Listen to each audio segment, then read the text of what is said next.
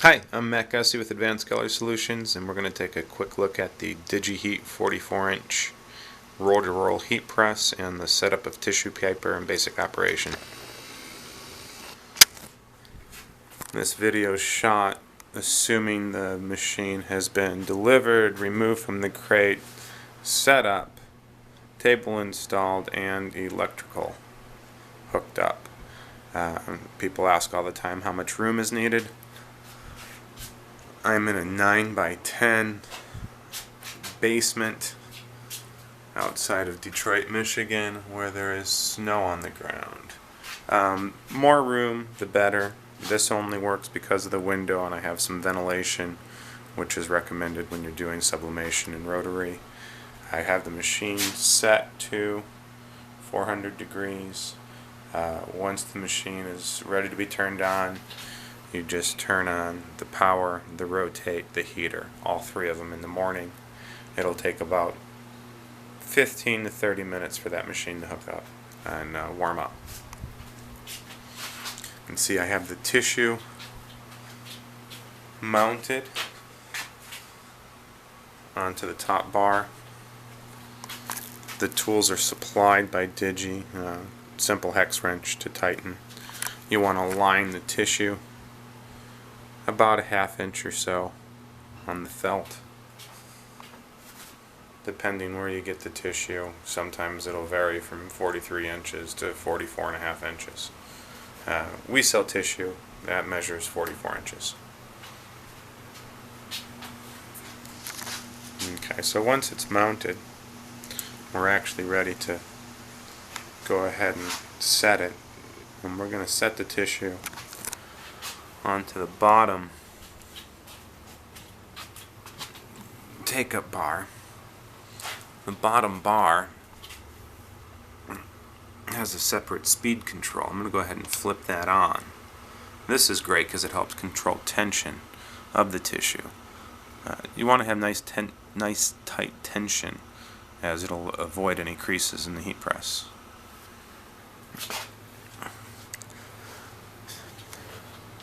Now you can use this machine for roll-to-roll operation, for flag signs or post-press cutting.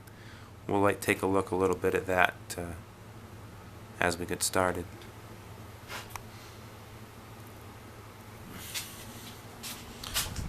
Tools I keep around, always my hex wrench, pair of scissors in case I need to cut the paper, couple pieces of tape. You'll see why, and the wrench with a 10 mil socket on it. This is actually your emergency tool in case the power goes out and the machine is on. You'll have to manually crank the press until it cools down for up to 45 minutes. Otherwise your press the felt can burn, and we don't want that to happen. I'm going to set down the camera and see if we can't pull this off.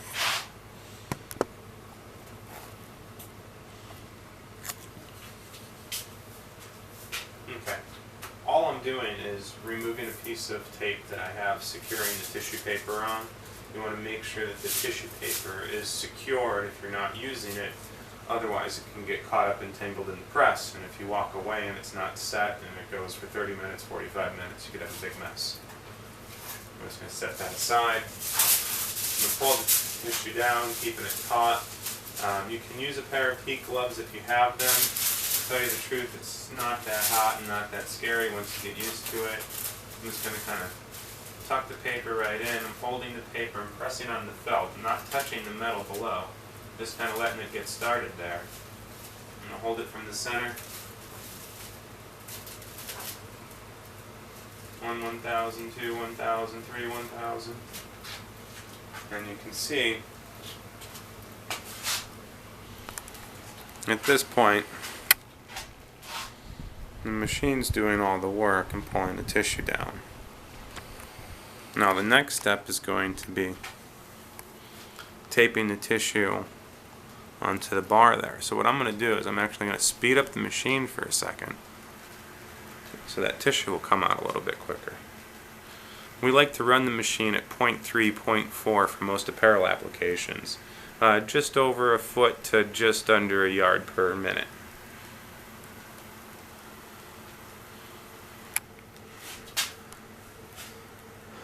So I can see my tissue paper coming here. What I actually want to do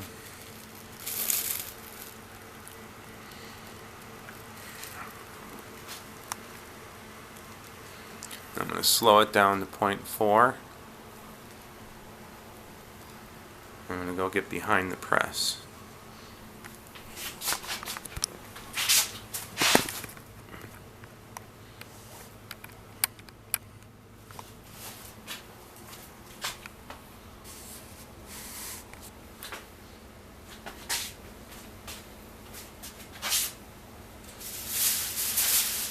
So now, because the press is going kind of slow, I have to wait for it. But all I'm doing is I'm taking the tissue paper and just making sure it's to the outer side of the bar.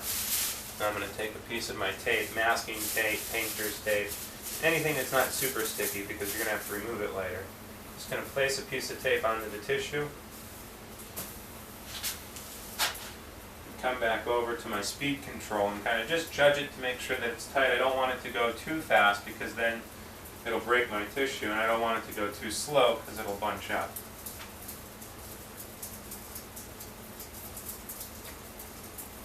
So usually right around second, third notch. It's pretty good.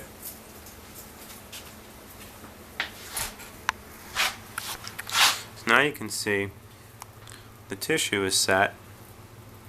So I don't have to worry about that. It'll be a nice, clean working environment. I do have some cardboard because I'm on my basement floor in the house here. Some cardboard, some old fabric, something to lay on the bottom, just in case you have fabric or paper that hits the floor. You don't want to have to throw it out just because it hit the floor. Okay, now we're actually going to press something, so I'm going to set the camera back down.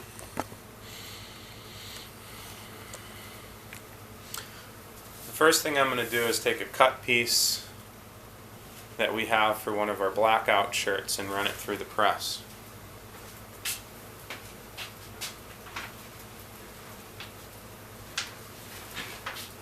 So I've got my cut piece, my print, my fabric.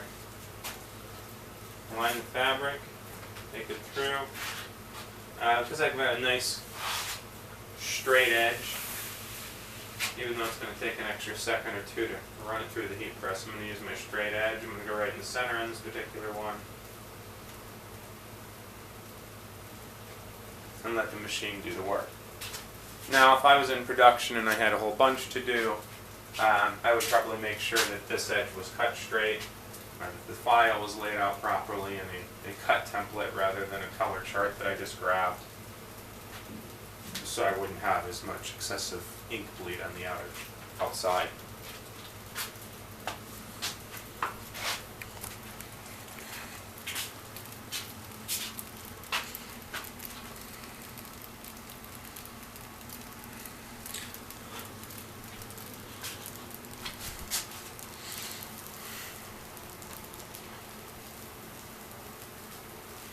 So with the machine, you could do roll to roll, you could do cut pieces, or you could do cut sheets.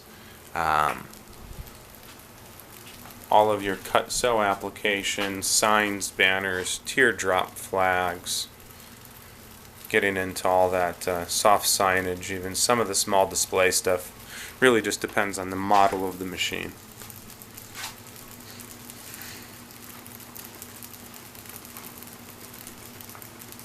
This machine has a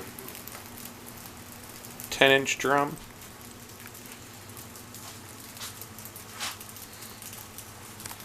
Okay, now while that's going through there, we should be able to see it coming out on this end.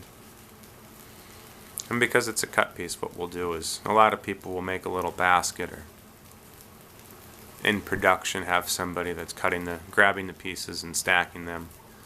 We're just going to let that fall, and we'll come back to it in a minute. What we're going to do now is set the machine up to do roll to roll.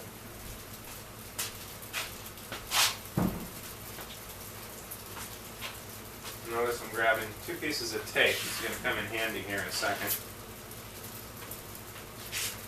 I have a printed roll of paper right here. I'm going to lay that out. I'm going to line it up with my tissue paper. I'm going to give it a piece of tape here,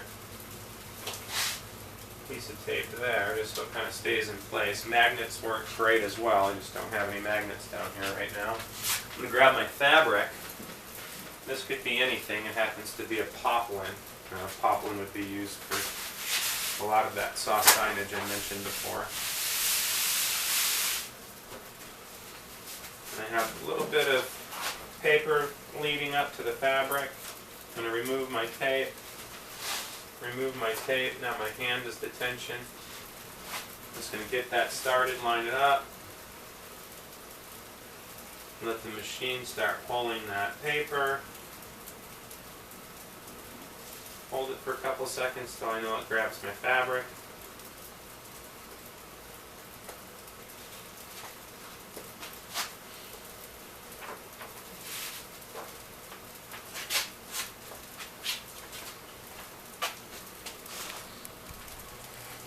Now what you can see is the machine is in a set it and forget it mode to a certain extent. I don't have any of my cores in for tension because I'm just going to do a couple feet here. And this helps if you're only doing a short run. You can kind of guide or have the material follow as needed.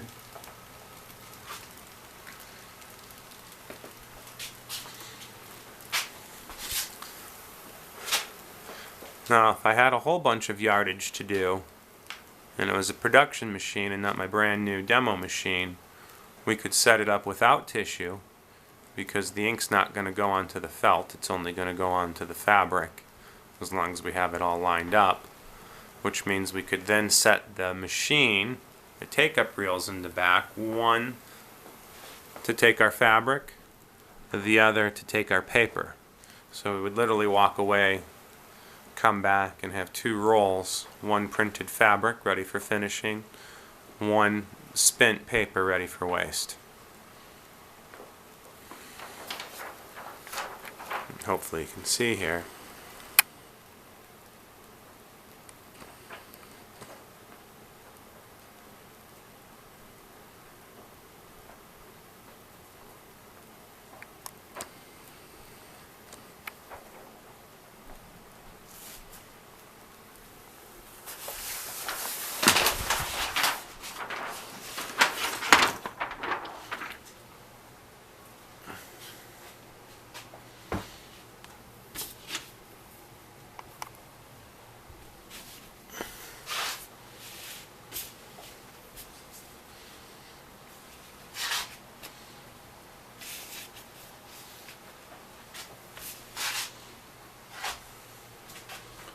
Ready for sewing. And in the case of our banner, ready for finishing. Hope that helps. We'll talk to you real soon.